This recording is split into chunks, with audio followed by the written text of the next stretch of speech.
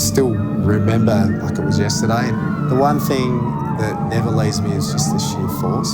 Being so close, the force of that explosion just knocked me to the ground instantly. The flash of the explosion, it was blinding.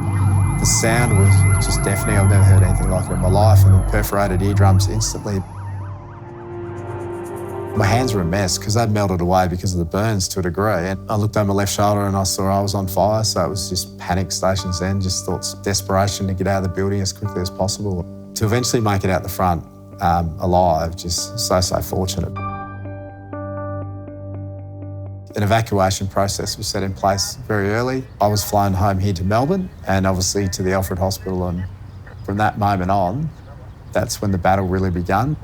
Straight into intensive care, multiple operations, all the skin grafts. So that's when I found out I had burns to 50% of my body.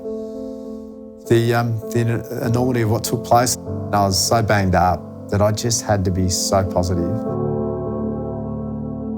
I didn't know whether I would get there, but I was just hopeful all the way through. The Alfred Hospital was just so pivotal in my whole recovery. I often wonder how I would have been able to get through and gone about it if it wasn't for that amazing support of everyone involved at the Alfred Hospital. I don't know, it felt like part of the family in a way. They just go above and beyond. So there's people there that will remain very close and dear to our hearts because of what they did for me and Narissa and our family. They got me up and about and going and on the road to recovery really quickly. I exceeded my own expectations. I was back a couple of weeks earlier. I had some pretty good form and I had a good level of fitness, and yeah, I was ready to play, that's for sure. Just had to get selected. When I got to the club on Monday in the morning, I found out then, which was just unbelievable news. But what I would say with that night was really emotional, because that's probably the first time you thought about, and we spoke about, never looking back and what happened, just soldiering on, just pushing ahead and all the goals. Well, then it was the realisation, I'm actually going to be able to do this. And your mind just was flooding back to what happened and how lucky you are and the people that helped you and the people that were injured. And so that was an emotional, a really emotional night, and then prepare for a Friday game. Playing Friday, we'd always have a team meeting Friday morning. And then after that, we'd break as a leadership group. There was 8 of us. We'd have a bit more of an in-depth meeting, and that's when I told the other 7 leaders that win, lose or draw this game, I'd be retiring. The physical side of bashing into bodies, hitting the ground. Every time I trained or played, I would, body contact sport, I'd break open the grafted skin.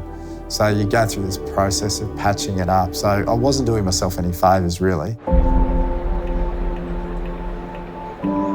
Tonight, we see the return of a hero. This man, covered in the precious suit, he returns to top-flight AFL football, a symbol to all those touched by the tragedy of Bali.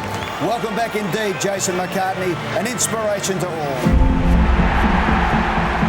Well, that is fantastic. The spirit is alive and well. The Richmond cheer squad get to their feet. Taken down by Bell. Brown again, got it to King. Penetrating kick inside the 50. McCartney behind. What a start to the term it would be. Jason McCartney knows how to kick them. Everyone in the crowd here is celebrating that. He kicks inside the 50. Down towards full forward, runs the ball. McCartney toe pokes it. Picked up by Harding. He goes in.